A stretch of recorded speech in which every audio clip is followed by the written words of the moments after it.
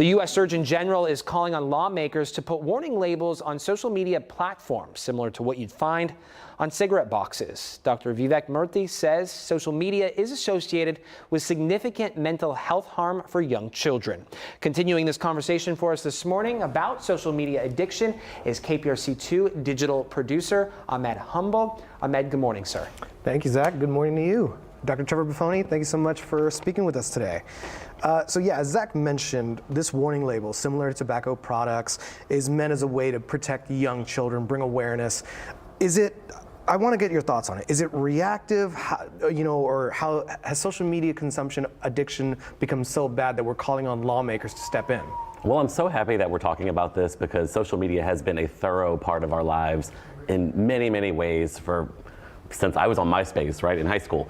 But we're not really doing comprehensive things to look at what it's doing for mental health or what it's doing for our addiction, right? And that could be good addiction, bad addiction, I'm not sure.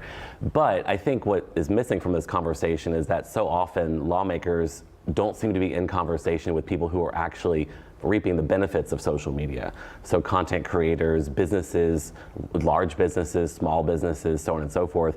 There's a lot of good things happening on social media, right? Also in terms of community organizing in so many different ways. So I think there should be conversations about lawmaking and regulations around social media, but sometimes it feels from a content creator perspective and from a perspective of someone who makes a living off of social media that these things are not happening earnestly or in a genuine conversation with actual experts. And it's funny you bring that up because the last time we spoke, you spoke with our Bill Spencer defending TikTok. But in light of this heightened scrutiny, how do we still defend social media?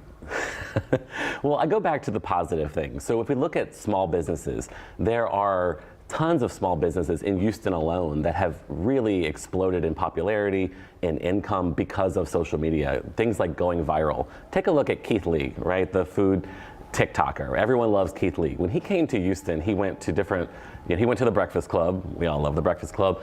But he also went to other small businesses that don't have that popularity. And those places exploded in business right after, Keith Lee was there. And so we see that just having this virality, having popularity on social media can actually put money in people's pockets, right? In small businesses' pockets. And those are great things. There's also tons of education that happens on social media, right? We're learning about current events, we're learning about social justice issues, we're learning about history in real time from experts on social media. So of course there are a lot of silly things happening on social media, but there's so many good things that happen as well. And so I think the idea here is to find the nuance in that conversation. Sure, bad things happen. Misinformation does spread. There is fake news. We can't deny those things. But also for every instance of something bad happening, there's more instances of good things happening, positive self-esteem happening, people putting themselves out there and really learning to love themselves, right? Finding communities on social media, whether it be communities based on a hobby, an identity, a location, a sports team. There are really a lot of positive things that are happening in these spaces as well. You brought up something interesting, education. You are an educator, and in your videos, you feature your students. You've been very transparent about how you take your job seriously as a social media manager, as well as an educator. And you've also defended your actions by involving your students. How do you create that boundary as an educator to where you can have fun, but it's like, okay, turn off the phones, class time? Well, I think so much of this is about learning to live with social media. Social media is not going to go away. Say this TikTok ban actually happens, we're not going to all of a sudden not have social media. There'll still be Facebook, Instagram, there'll be new apps, right? In 20 years, we'll be having the same conversation about a whole different set of apps, probably. And so it's not that we should just cut it off completely. We really should be thinking about ways to integrate it into our lives in a sustainable way. And so in my classroom, I try to model that. We do have fun on social media. We also do the education thing on social media, but there are other times when it's, okay, we're doing offline things, right? Our phones are away, or my phone's away, and we are quite literally like doing the traditional classroom thing. But again, technology is here. If you go into a college classroom or a high school classroom today, anywhere in the country, you're gonna find Google Slides, YouTube, all these different digital things are being used. And so we really need to learn how to work with them work around them, not just completely shut off technology in a classroom. And so the cell phone is no different. Social media is no different. There are a lot of positive things that can happen on a phone.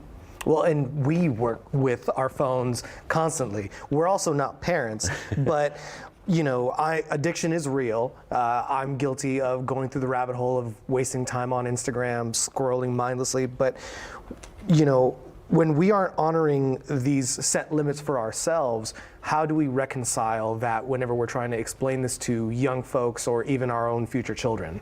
That's a great question. And I think that is what I always think about is how so many of the people that are talking about social media being bad for mental health, social media being addicting, are also addicted, right? These adults are also addicted to their phones, right? If you go into any meeting at an office or any situation where you have adults, you're gonna see people with their phone in hand, right? We can't go without it. Last week I went on vacation and I had my lowest screen time average in years and it was still 6 hours a day, right? And I'm in California, it's sunny, I'm at the beach, and I'm still like checking things. While you're at the beach. I'm documenting it, right?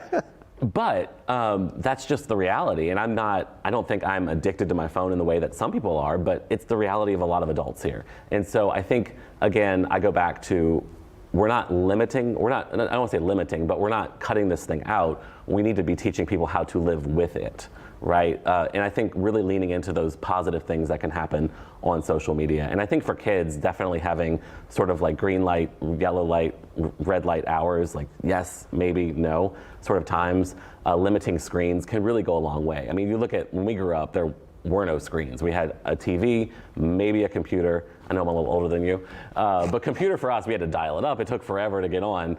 And so we had time where we went outside. Nowadays, a lot of kids don't want to go outside. They don't want to do the play in the neighborhood park or ride their bikes the way that we used to do. And so I think limiting is really important for young kids. I don't know that the Surgeon General's recommendations are the way to go. I don't know that putting a warning label is going to, and I'm not sure what that looks like on Instagram or MySpace. MySpace doesn't exist anymore, or Facebook, but I'm not sure what it looks like. But I do think we should be looking for ways to sort of regulate and really get kids outside, get them playing again. I agree. We'll leave it there, and thank you so much for taking the time to speak with us. We appreciate it. Thank you. Zach, we'll toss it back to you. Yeah, being intentional and putting the phone down for some time. Okay, good conversation. Thanks, guys.